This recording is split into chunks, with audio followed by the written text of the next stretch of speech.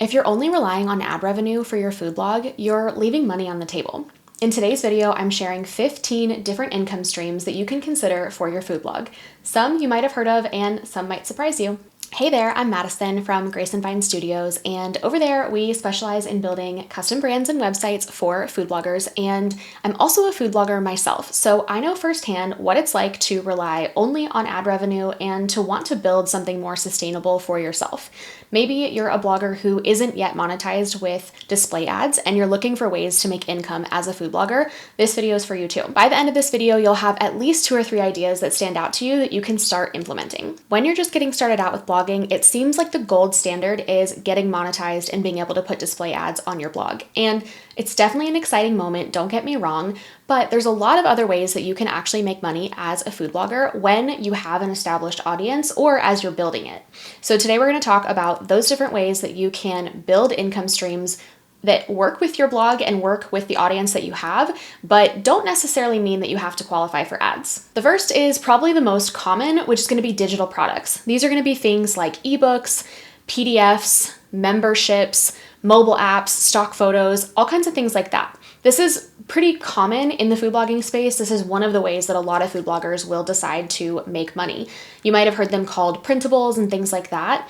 This is pretty typical because it's a really easy way to create something at a low cost and be able to distribute it in kind of a massive way or in masses, similar to making money with display ads where you need more volume to be able to make that revenue. Now, the second is something that's a little bit more niche, and I see a lot of bigger food bloggers do this, but it's totally doable when you have a smaller platform as well, and this is physical products. This could be things like a physical cookbook, things like kitchenware, aprons, just branded wear for your brand or something that you kind of design. And there's tons of companies out there that do stuff like this now and make it really easy for you to build a revenue stream around creating physical products and selling them to your audience. The next revenue stream is education. And this is essentially selling your knowledge, packaging up your knowledge and selling it to your audience. So this is things like online courses, workshops, cooking classes, membership models, and coaching platforms as well.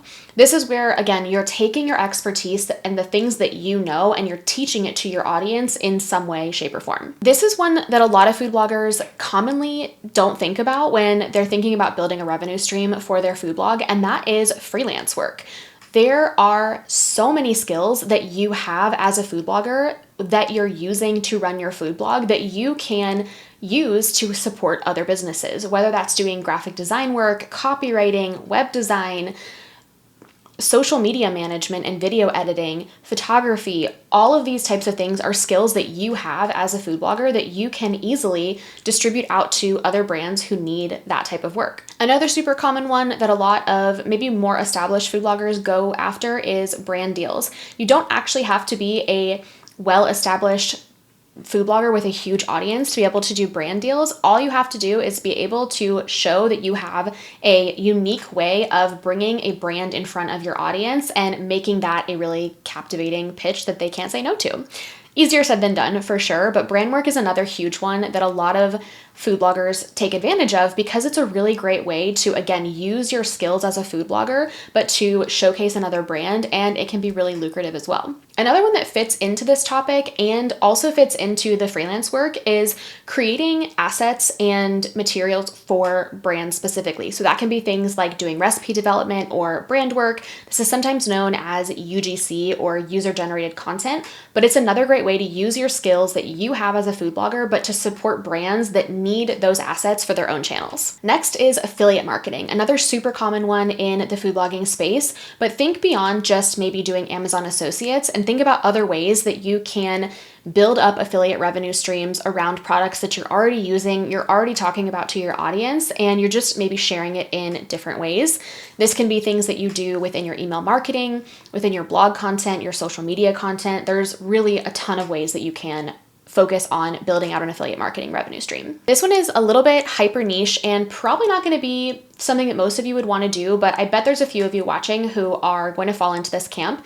This is doing things like private chefing or catering, meal planning, food styling, consulting, things like that. This is going to be a very specific type of person who, number one, loves this work, and number two, is really good at it. But again, another great way to be able to use that skill that you have as a food blogger in a professional setting like these types of things that I just mentioned. Another one is media appearances, and this is being on TV shows, podcasts, radio things, collaborations, in-person events, and those types of media appearances are another great way for not everyone to be, building a revenue stream around for their food blog, but for people who love that type of work, there is a market for it. Another super popular one that has come up a lot in the last couple of years is things like Patreon, Substack, and just generally memberships, and creating kind of a revenue stream around a protected amount of your content, or maybe all of your content.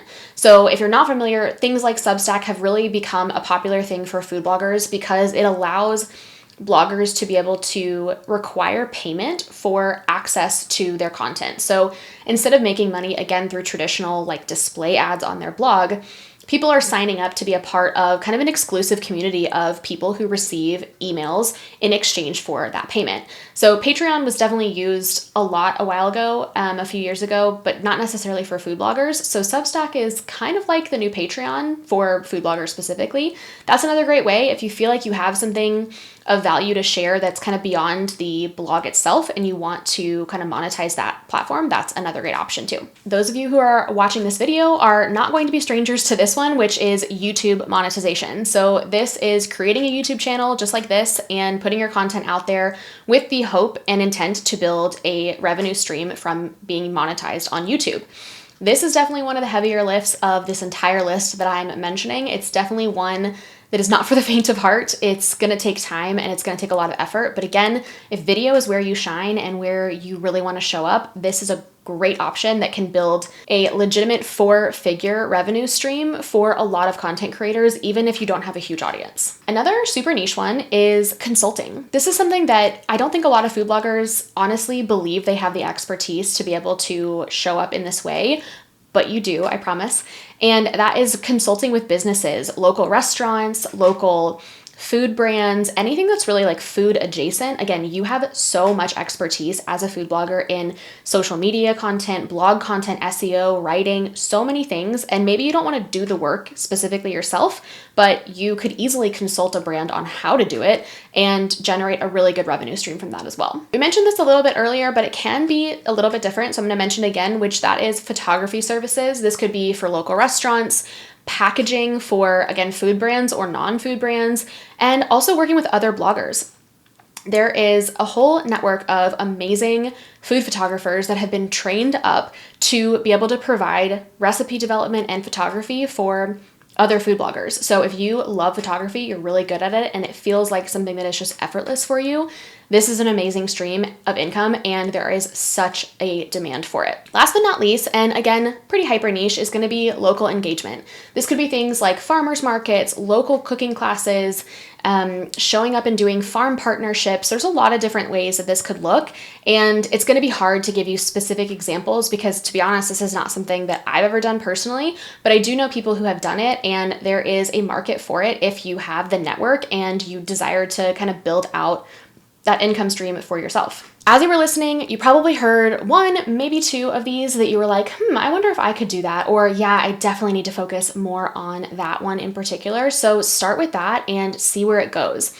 It can be really overwhelming to think about adding all 15 of these revenue streams to your blog, and I definitely don't recommend that. But if you can pick just one or two and start there, start focusing on that for the next quarter and see what you can do to build up that stream. Little bits and adding a little bit of revenue to each of these little buckets is going to be something that can help you in the long run and can help you to not have all of your eggs in the display ads basket. So start small, see what $50 a month in that extra revenue stream can do and can scale to, and align what you choose to focus on with your skills and your interests. So don't overwhelm yourself. Go with your gut here on what sounded the most appealing to you and explore that a little bit more. This is one of the things that we need to be thinking about as the CEOs of our businesses and as the CEOs of our food blog. And it doesn't start with, starting all of these overnight, but just picking one or two strategic choices to follow through with and see what happens. We'll have a whole revenue streams worksheet for you in the description of this video if you want to check that out. It will help you just kind of walk through these options and what might make the most sense for you with your skill set and with what time you have as well, because that's another huge thing that makes, this decision difficult based on whether you have tons of time or maybe this is a part-time thing that you're doing alongside a full-time job or full-time caregiving of your kids. So that worksheet will definitely help you to figure those things out. And if you're feeling stuck with your blog's branding or website design, we would love to help you. Check out the link in the description to see how we work with food bloggers over at Grace and Vine, and drop in the comments which of these revenue streams you already have for your food blog or which you are thinking about doing next.